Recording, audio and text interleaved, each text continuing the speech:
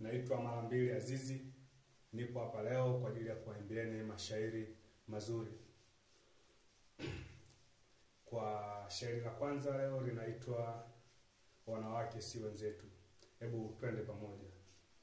Wanawake si wenzetu, wanawake si wenzetu, wanatikisa mitako kumaliza hela zetu. Unavotaka kuoa ukaoe kumalatu, kuvela maheva zuli vakama saa mara tatu. Ukalembela kuoa ukaoe kumahuta, kuvela maheva zuli valipakala mahuta.